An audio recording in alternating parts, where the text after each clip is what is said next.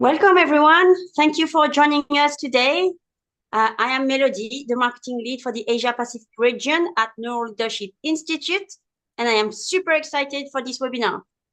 So I'm from Sydney, the land of the Gadigal people. So as such, I'd like to acknowledge the traditional owners of the land on which I am broadcasting from today and pay my respect to elders past and present.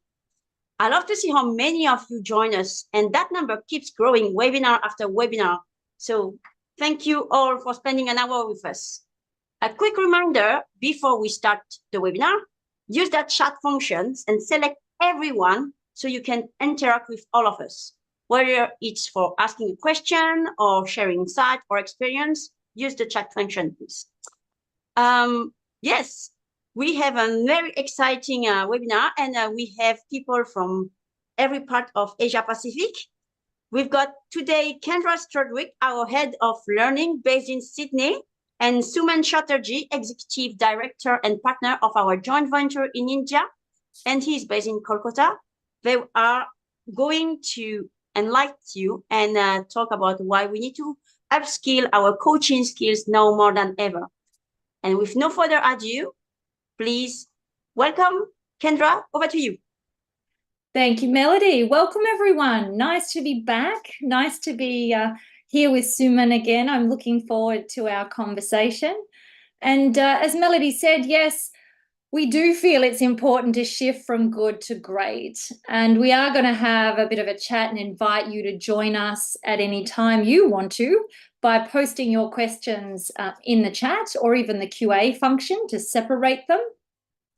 We have muted the lines, folks, so we won't be able to hear you via audio. The only way that we will be able to engage today is through the chat. So please warm your fingers up and get ready to engage. For those of you that may be new to the NeuroLeadership Institute, you're in safe hands. We've been around for quite some time now, founded in 1998. Seems like such a long time ago. And we started as Results Life Coaching. Then we became Results Coaching Systems, the NeuroLeadership Group, and the NeuroLeadership Institute. So we are a research-driven institute. We love diving into the problems that organizations are challenged to solve and finding out what the science says, and then following that data that informs our solutions and our consulting. We have over 30 neuroscientists on staff at NLI, so we're a big bunch of neuro nerds, we like to say, and we have been very blessed and fortunate to work with 27% of the ASX 200 and many, many government agencies, private companies, public companies, not-for-profits. And so we love to form ongoing partnerships with our organisations and become trusted advisors. So thank you for being here and for partnering with us. We certainly wouldn't be here without you. We dive into three core areas, culture and leadership. And I guess that's where coaching can sit. It can sit in culture and leadership, diversity, equity, inclusion. I think coaching can fit in here too as well, and talent and performance. So driving performance, getting the most out of the humans that we have. And I think coaching fits here as well. Coaching kind of is touched upon all of these practice areas. Our mission at NLI is to make organisations more human. So it's the science and the art coming together, and we love to help people create habits at scale. So essentially, we're in the habit formation business. But let's hear where you're from. Let's get a sense of the diversity that we have in the room here today. And those of you that have already started, thank you so very much. Look at the countries we have represented. And I can see some familiar faces. Hello again, Julianne. Auckland, I'm heading to Auckland at the end of the week. So kia ora to our Kiwi folks. Japan and Singapore and Thailand. Woof. So thanks for sharing where you're from, folks. Perhaps also share how long you've been part of NLI's tribe. So count back the years. Some of you have run out of 2 hands now and you have to start on your toes. We've got some serial offenders here. But also let us know if this is your first time or your first exposure. Oh, Jessica, welcome. Nice to meet you. Oh, Corinne, welcome to you as well. Ah, Brenda, lots of first-timers. Ursula, welcome. Well, I'm Kendra Strodwick and I have the pleasure of being the Head of Learning in APAC in this region. Oh, Sonia, another newbie.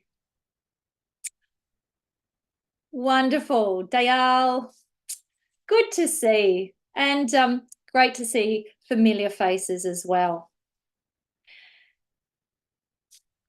Oh, Joseph, thank you. And Sandeep, thank you. Thank you all. Well, let me just pause sharing and invite Suman into the conversation, because Suman's been here almost as long as I have. I've been here 20 years. Suman, how long have you been part of the NLI tribe and family and, director of our Indian business? So it's been 7 years now, Kendra, Okay. that I've been associated with NLI as its director and partner. Okay. No 7-year itch? That's why we are sitting here today.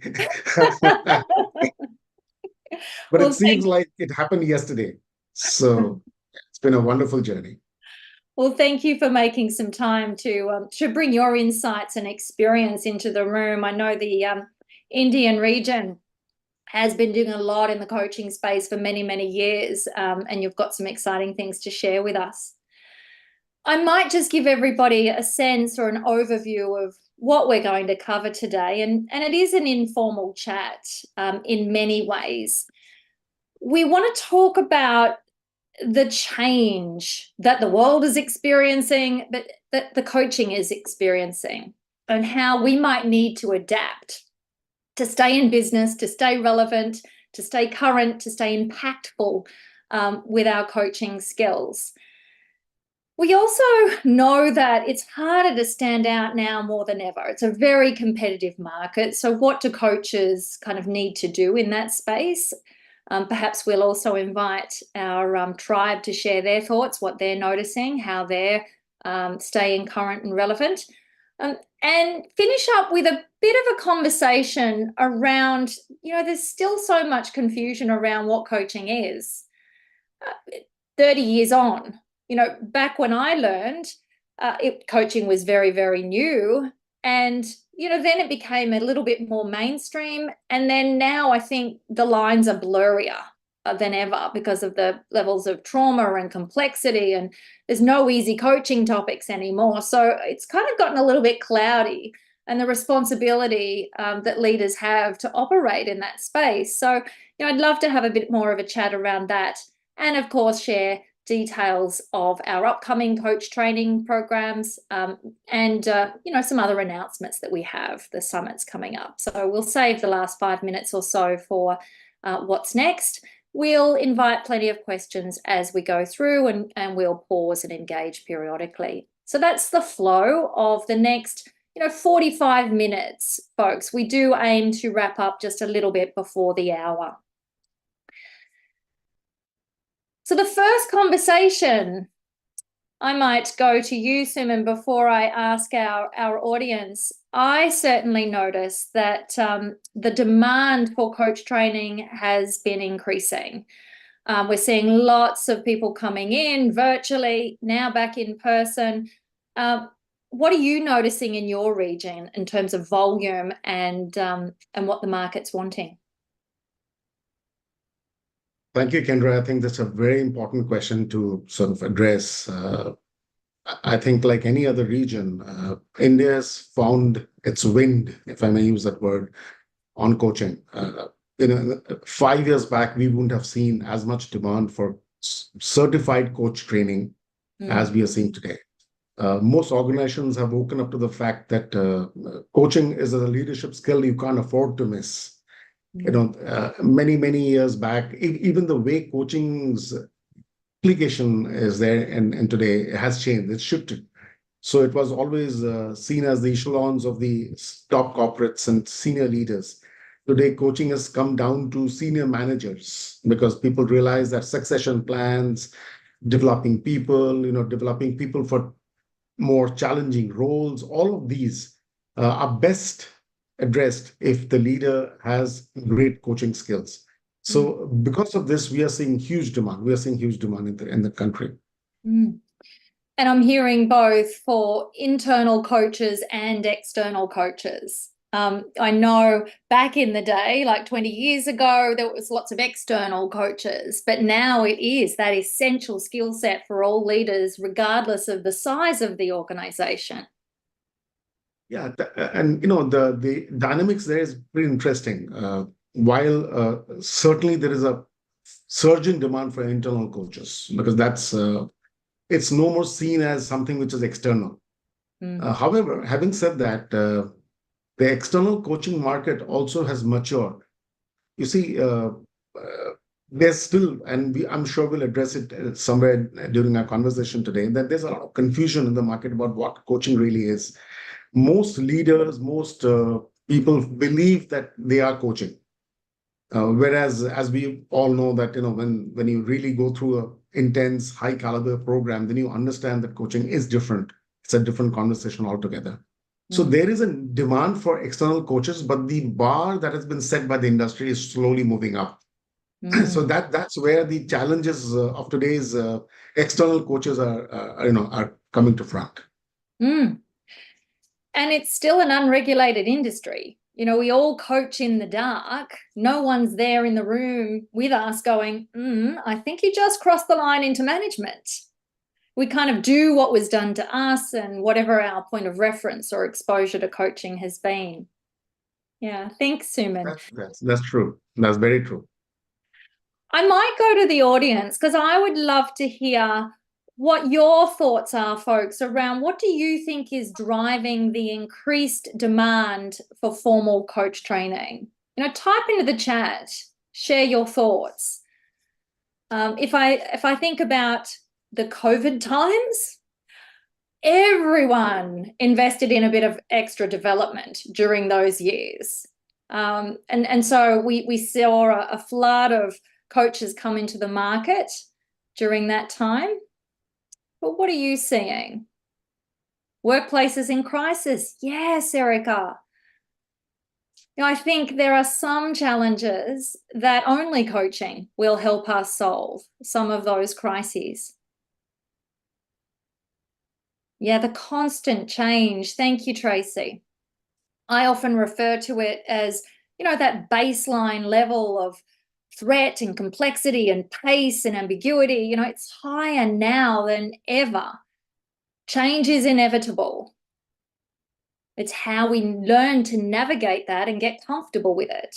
This continual learning and unlearning and relearning that needs to occur for humans. That's what I think coaching is great for. Accountability. Culture shift. Yeah. I'm glad that we're looking at things like EQ. Thank you, Ben. I read the State of the Heart report recently, and EQ scores are declining globally for the 4th year in a row.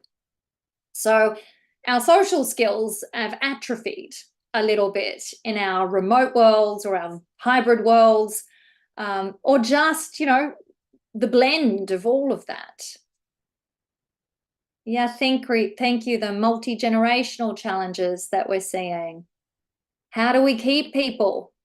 We need to keep them by challenging them, stretching them, growing the who as well as the what.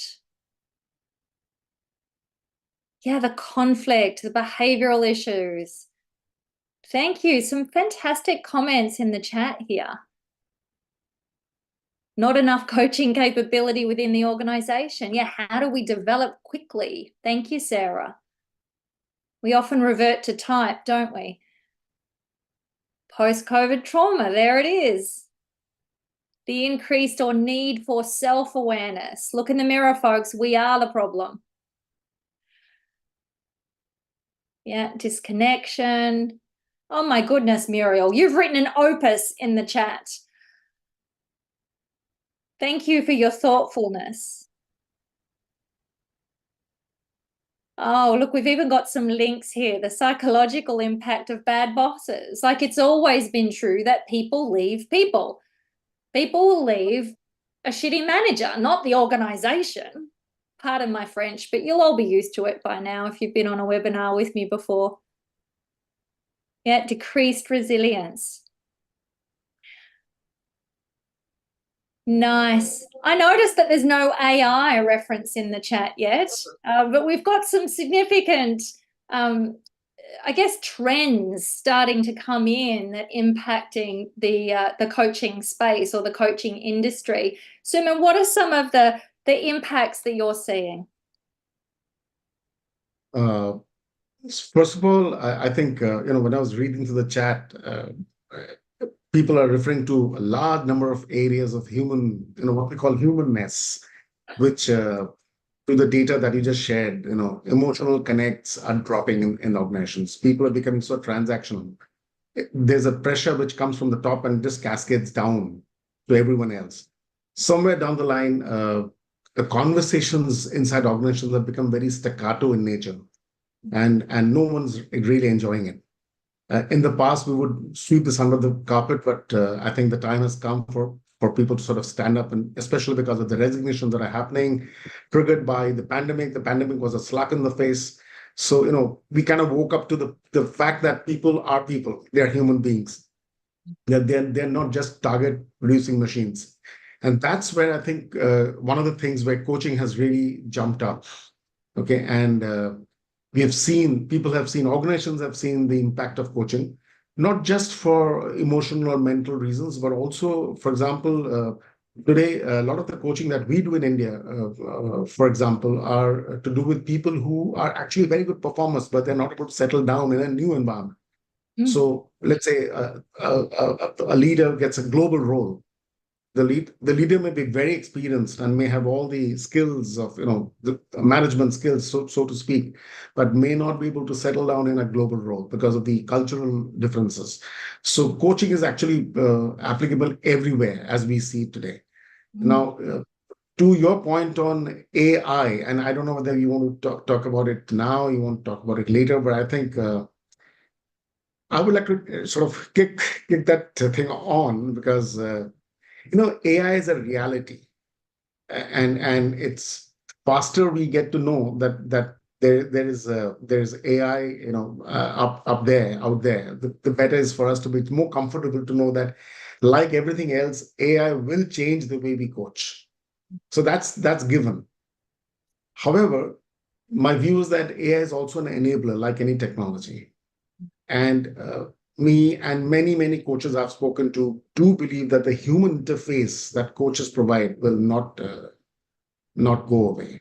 So I just want to sort of place that, saying that if anybody is thinking that AI will not happen or it will sort of pass away, just a passing fad, that may not be entirely correct. Yeah. Why don't we check in around how people are feeling? Because Marnie's just kicked us off. She's quite excited about AI.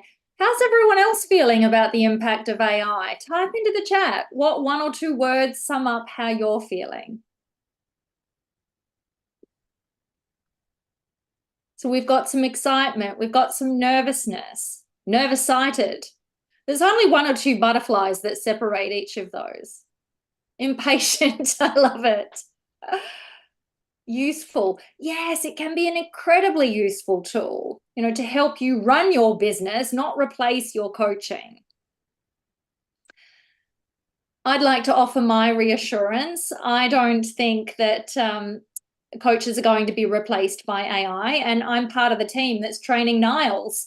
If you ever asked me, would I be helping an AI improve its coaching ability, I never would have seen that as something on my to-do list, but I've been very much enjoying the process. And there is an accreditation process for an AI coach that you may not be aware of. But in any case, what I think may get outsourced to AI is more of the action learning type coaching. The more what-focused, goal-oriented, what actions have you taken? I don't think that we'll be able to outsource transformational coaching. where, where AI assists us to process our shame and navigate, the uncertainty that we have around something. Which is why I think we need to level up our coaching skills sooner rather than later, because foundational coaching is very much action learning kind of coaching. And as we grow and evolve, or the evolution of a coach, we start to develop more of our coaching presence and our ability to expand awareness, get under the hood, the surface of things very quickly. Like, it's those types of skills that I think we need as leaders, as parents, as humans.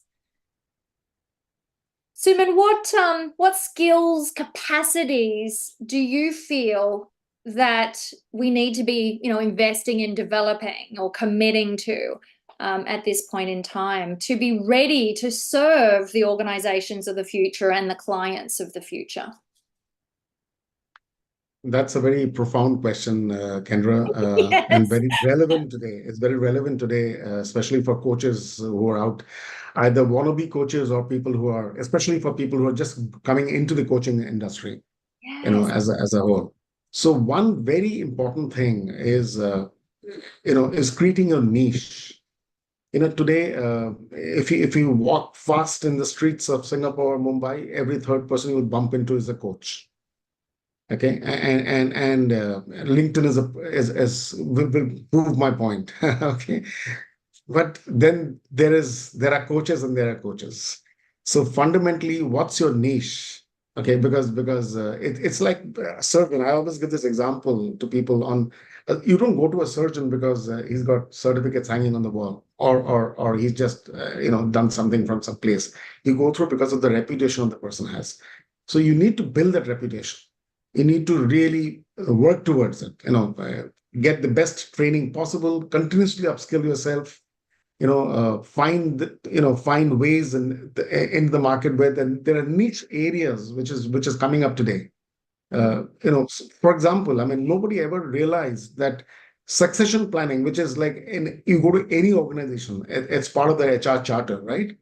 But the fact that coaching, a leader with coaching skills can actually build successors was never really seen as an option, as an alternative.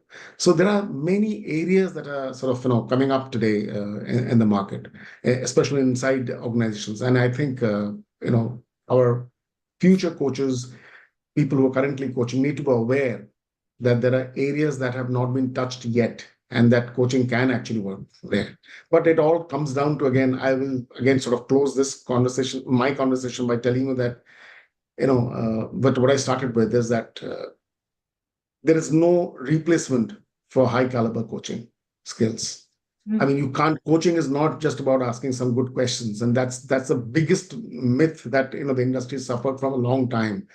Coaching is a lot about emotional management. It's a lot about, creating conducive, spaces where people can actually emote and express. And that's something which goes way beyond just being able to put people in a reflective mode. So high caliber coaching, and I'm using that word very consciously, is the order of the day. So choose your coaching well. That's what I kind of like to say. Yeah, thank you, Suman.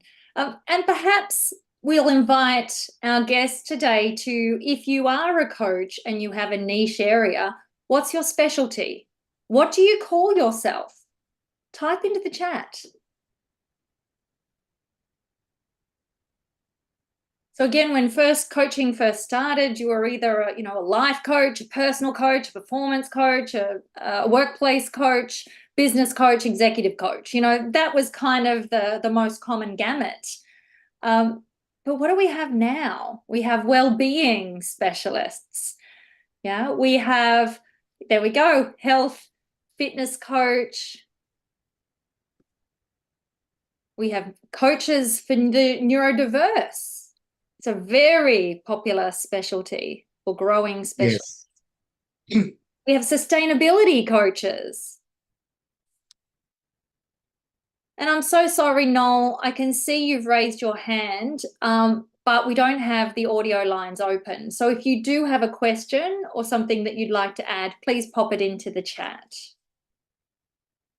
Oh, thank you, Melody. We've got a marketing coach, conflict management, soft skills. Oh, Nisha, thank you. Important work that you're doing. Change manager, masquerading as a coach. And so you're leveraging your background, you're leveraging your experience and then you're bringing your coaching skills to specialize in that area. So just from a marketing perspective, and Melody could probably tell you far better than I, you can't be everything to everyone. So choosing a focus, a niche, is going to help you not get drowned out in the crowd, like to have a clear and clean message. It doesn't matter if you have more than one niche. You might be equipped to have more than one, but, start with one. Coach the coach. Thank you, Angelo. So this need to specialize, this need to commit to your continuing education and development. So you're probably here because you either A, have added brain-based coaching to your toolkit, you're using and leveraging the neuroscience, which can give you a point of difference in the market, or you're intending to or wanting to find out more about how to. But how else might you expand your repertoire or skill as a coach? You might want to complement that with some EQ coaching. You might want to dive more into the spiritual space, head, heart, and gut alignment. We've got so many different facets that we can draw upon. My next investment will be some ontological coaching and building on the somatic awareness or skills that I have. Suman, any other areas of investment that you see will be important for coaches at this time to just stay current and ready to serve the organizations of the future? Kendra, there are two areas that come to mind. One, of course, is absolutely cannot be wished away, which is personal branding. Your online presence, your personal branding, your ability to create that niche space. These are, of course, given. The other area I think where coaches must step out, because I see a lot of coaches still stuck with the traditional coaching methods, is the use of tools. There are so many fantastic tools out there, which, why we have jumped to AI, but we haven't explored even Enneagram, for example, or any of these tools which actually give you deep insights into a human psyche and the way the person thinks, believes, behaves. So I think these tools are something that one should explore. Every coach, whether they're internal or external, that will be my my suggestion to all of them. Yeah, thank you. And there are so many fantastic tools out there. If you don't have a regular commitment to reflective practice, I would recommend that. We often do when we're going through a mentoring period, or even if we're engaging in regular supervision, which I'm a big fan of. But just reflecting on how you're showing up today and what you're encountering and what's different to what might have been happening 3 months ago. We don't so much learn during the doing, we learn during the reflection on the doing. And I think we can be swept up in that fast-paced environment and not, and I'm speaking for myself, not invest enough time in just sitting and reflecting and journaling and asking ourselves some challenging questions or forming communities of practice. Yeah.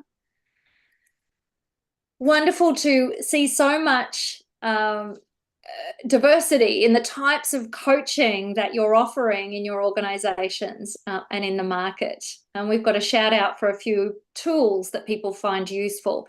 I love the immunity to change work as well. So keep the questions coming. Suman, I think we have a couple. Let me just pause and pose these. How do we rationalize our Barney world versus our VUCA world? And VUCA was first coined by the US Military College, I think, to describe the conditions of war And then we became used to describing organizations in the very same conditions. Now, of course, everything's accelerated and we have a new acronym. But what's your thoughts on this question, Suman? My first thought is VUCA has always been there. I mean, you talk to people 30 years back they would tell you that their industry was in VUCA. Okay, it just didn't have a word for it. Yeah. That's the nature of the business. The nature of business is dynamic, and things will happen which will put traditional businesses to test. That's how it is. The problem today is that the lowering of the emotional connect between people, their ability to be resilient to VUCA has come down. And that's why VUCA suddenly becomes such a buzzword, such an important thing. Our ability to stand up against changing challenges is a huge thing. So I think if I were to sort of answer that very briefly, I would say be at rest that VUCA will remain for as long as business remains. Nothing's going to change. Nothing's going to become sure, certain. That's the nature of the business. In fact, there's this beautiful book saying managing through chaos. Chaotic conditions in an industry is what we are required for. And this is where coaching skills can come hugely useful. I mean, you can actually build growth mindset. You can trigger growth mindset in people. You can actually trigger resilience in people simply through the power of coaching skills. And I believe that that's what's going to put us in good stead as we move forward. Because nothing, to be honest, Kendra, I don't see a time coming for us where, I mean, look at AI, the amount of disruption that's causing. I mean, almost every industry is now switching to AI, which is supposedly going to cause a lot of loss of jobs. I don't believe in that, because I believe that resilience will take over. People will find their own ways. But that's what it is. So we have to be comfortable with chaos, is what I see as a leader. Yeah. And the N in Barney stands for non-linear. Like we don't have the existing wiring and epistemological reference point to solve the challenges that we've got. The only way we are going to solve them is in a non-linear way. Again, the power of coaching. So we have a couple of other questions. Thank you, Greg. It's why we need to go from good to great now more than ever. Not so much how, but we will get to a little bit more tips. Apologies if it's false advertising for you. And what are some tools that we can use for our coaching? One of the most common tools I find myself using these days is their healthy mind platter concept, and helping people understand that we need a well-balanced mental diet, just like we need a well-balanced nutritional diet, the use it or lose it. So in our program, we have a worksheet that we can take a bit of an audit of that and help people make choices. I know people have just given the good old-fashioned wheel of balance, the visual in that, the iceberg in that. I think we need some kind of assessment to get into what our unconscious behaviors are, because usually that's what we're trying to shift or change in coaching. And we can't do that without getting conscious awareness of what they are.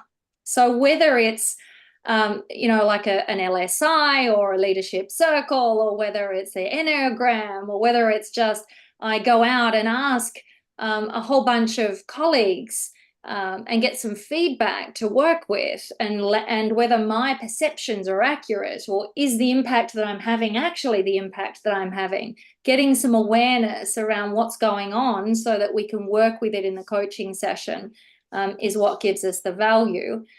And then picking our moments. Like, we can't change everything. Where do we start? So being acutely focused on making one or two shifts at a time is critical. I mean, it's always been the way that we approach things. So I do recommend understanding a little bit about the immunity to change. What is the resistance that comes up? Of course, the neuroscience helps us explain that. We've got the SCARF self-assessment that you can access. Again, get some awareness and some diagnostics to start a dialogue.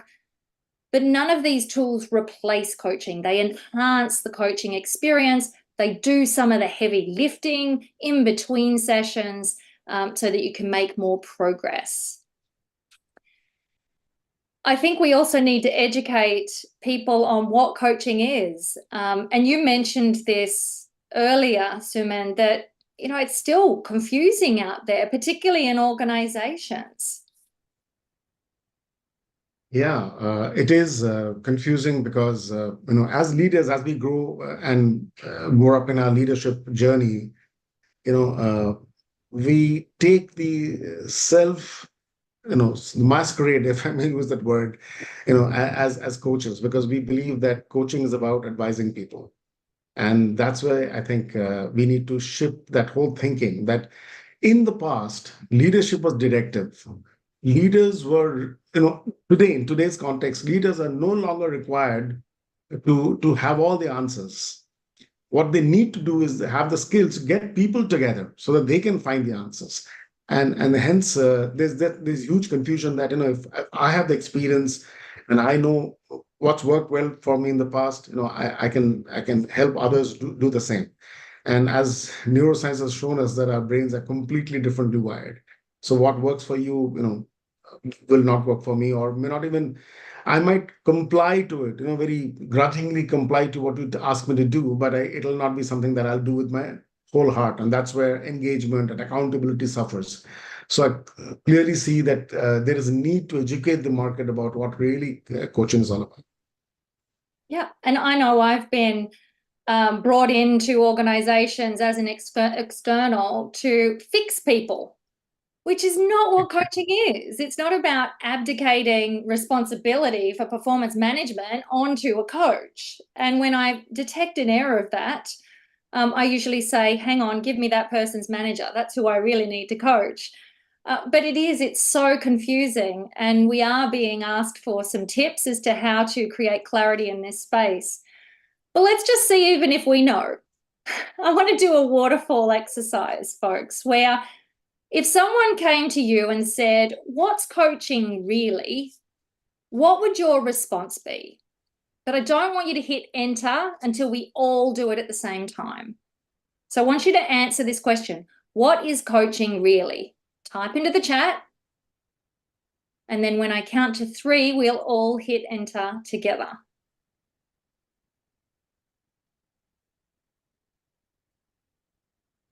Yeah, I agree, Angelo. I often hear coaching and mentoring interchanged as though they are the same thing. Let's hit enter, folks. We've got the early starters here. There's our waterfall. So if we had word clouds operating, support would be a big word, helping others to find their answers. It is about change, helping the coachee think through, unlocking potential, lovely language, Jane, empowering, listening. Coaching's a partnership, it's a process. Yeah. Guidance is a little bit more mentoring, guidance and reflection. If we've got too much of the steering and the guiding, it's probably closer to mentoring.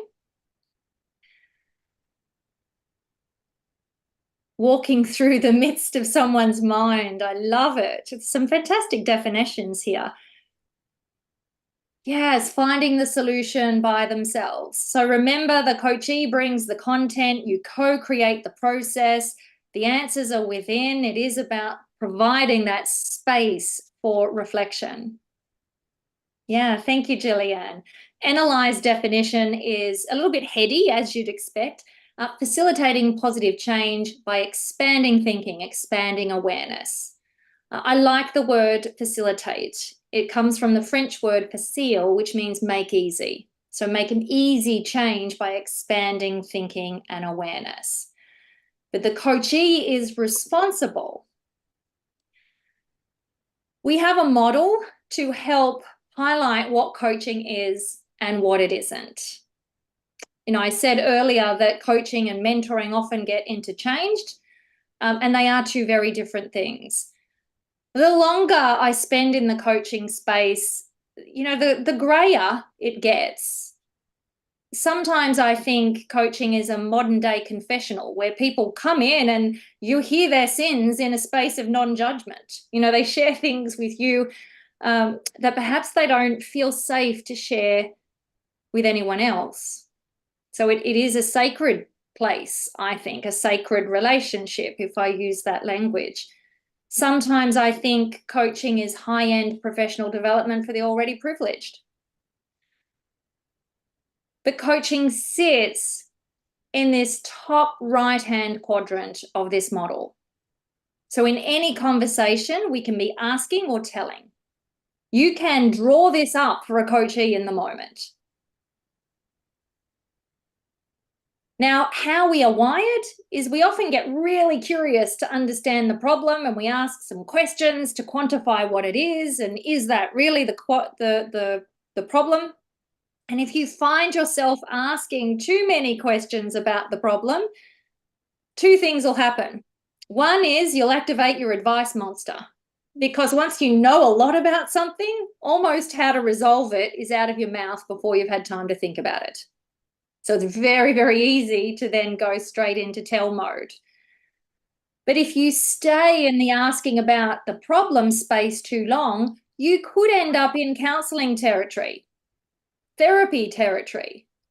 And because of the trauma on the planet right now and the no easy coaching topics, I do recommend that all coaches get some perhaps first aid training, some mental health first aid training, just to have some resources so they know how to direct and how to support someone that might need the help of a therapist, a counsellor. But we can suck in. If I may add something here. Yeah. Sorry to interrupt you. I think, here's a small tip for everyone the audience listening to us today. And this is what I used to do a long time back, and it's a very useful method, whether you're coaching somebody inside or you're an external coach.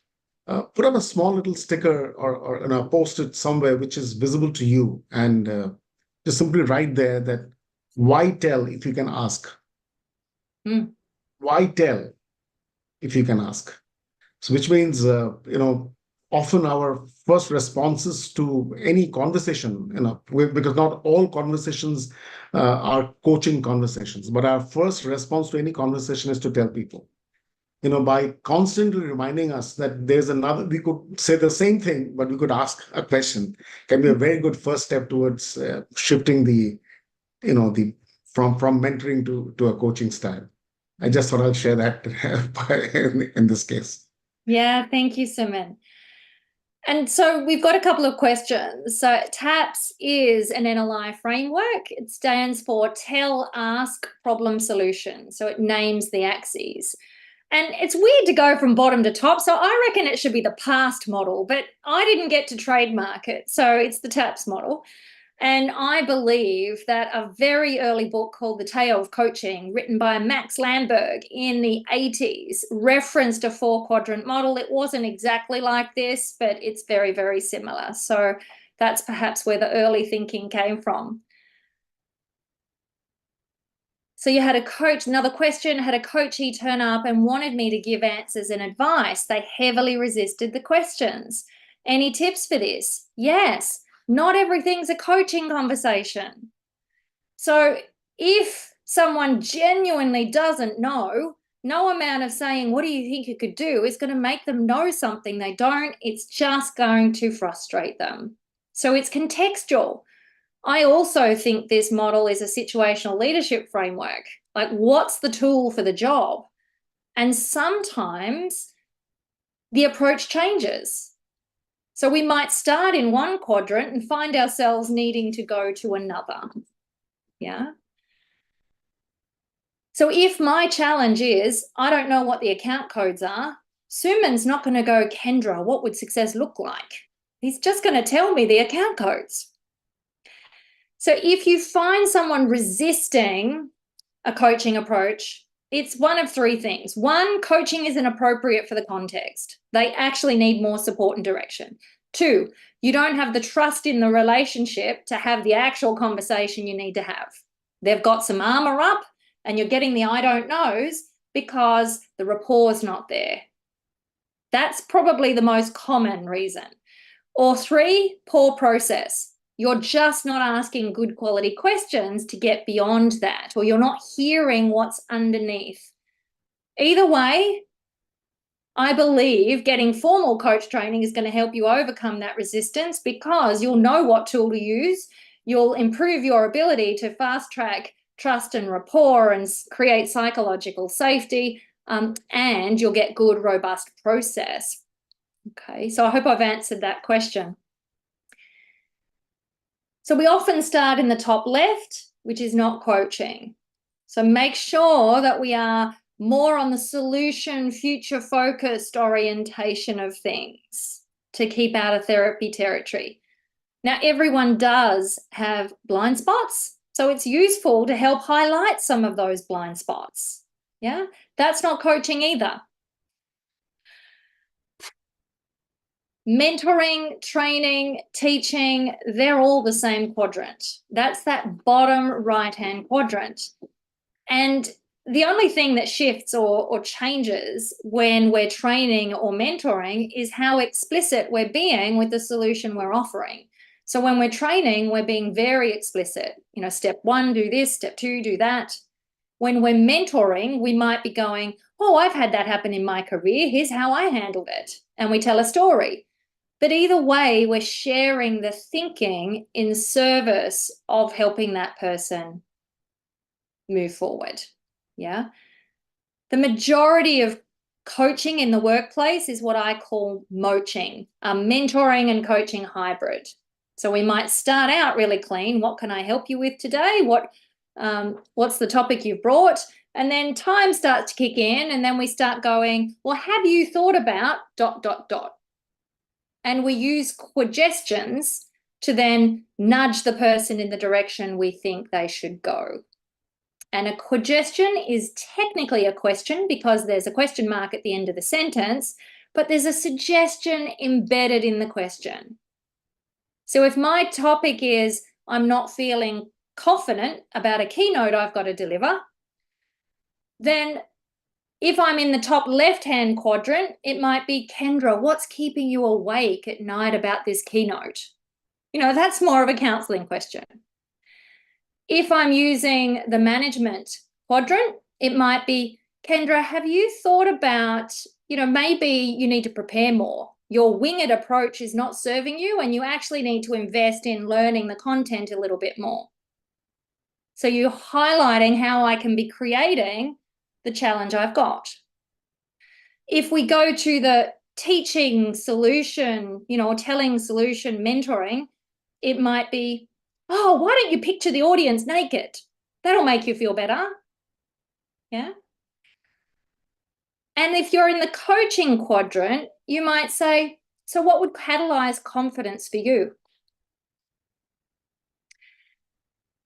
So we can approach a situation in a variety of different domains. Are we using the right hat for the job?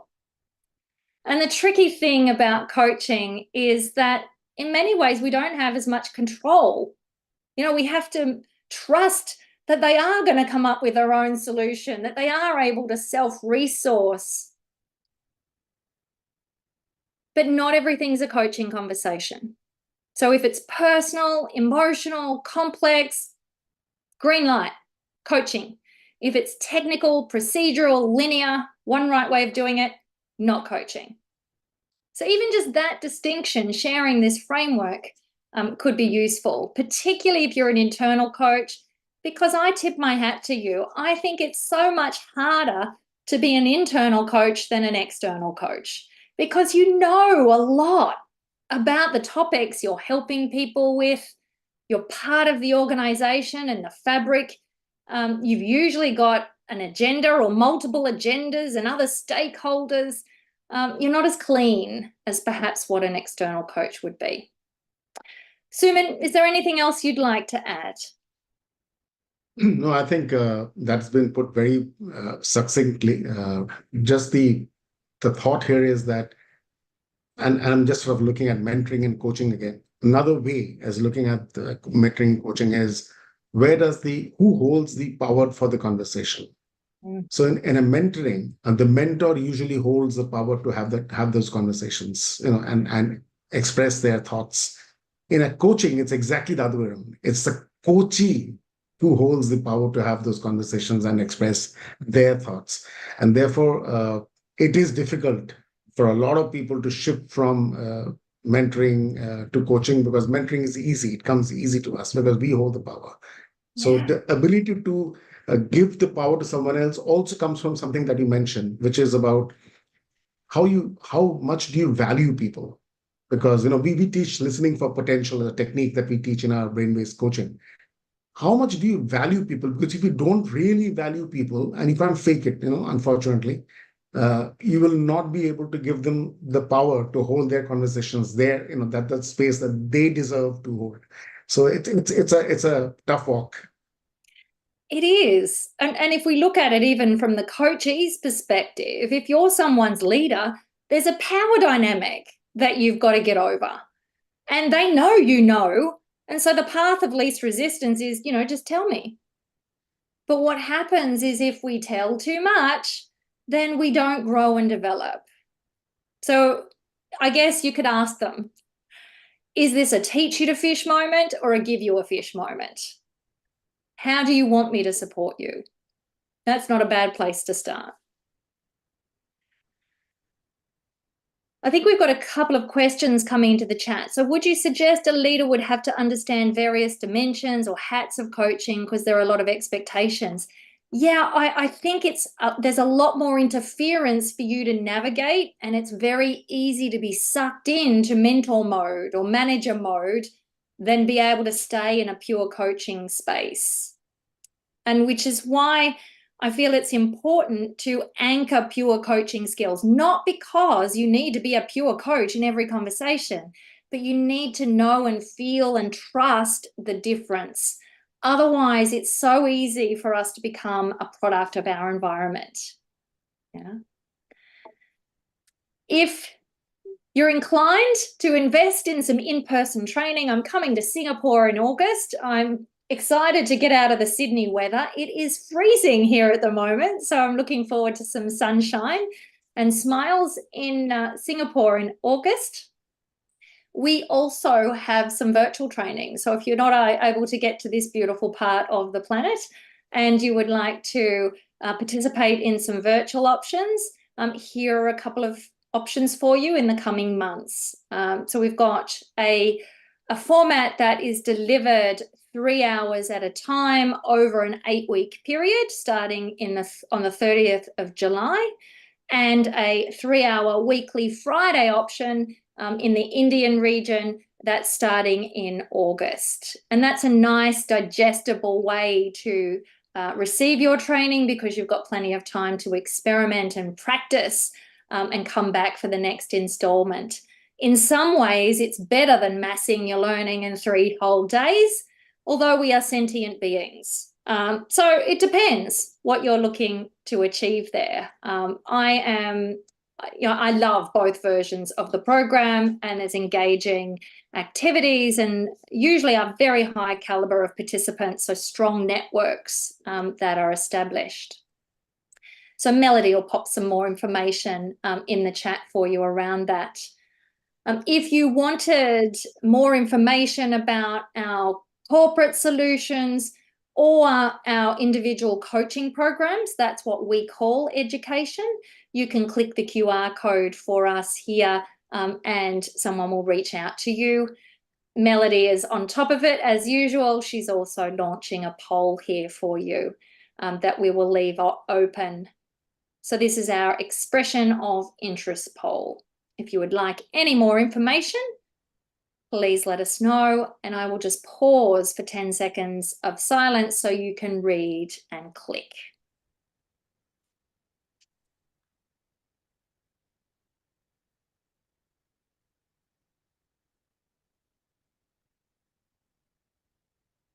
You are welcome, folks. We do have some time for questions. If you do have any questions or anything else that you want to speak about, it would be remiss of me not to launch the summit. We are back this year for Evolve.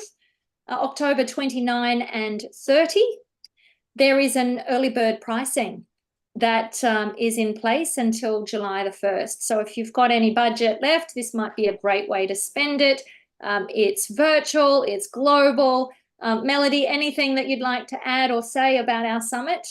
Yes, I actually just heard that we have a 25% discount price for all the non-for-profit organization and our corporate members. So do not miss out. Wow, that's nice to hear. I'm glad. Thank you. What other questions do we have? Let me check the QA box. How do we identify coaching is not working? Thank you, Roy. We could ask the coachee for a start versus making any assumptions. Sometimes we can be our own worst critic. But it also brings up a conversation for me around what's the measure? How are we measuring the return on investment for coaching? Is it, the insight and awareness generated in the session? Is it linked to specific goals or KPIs within the organization itself? Suman, what are your thoughts around this? How do we know if coaching's working? So, yeah, absolutely. And today, I think every coach worth his salt will be asked that question. So it is very important to identify the changed behaviors that we're looking for. So, often you get to, when you get to coach someone, you're told that, I need this person to perform well.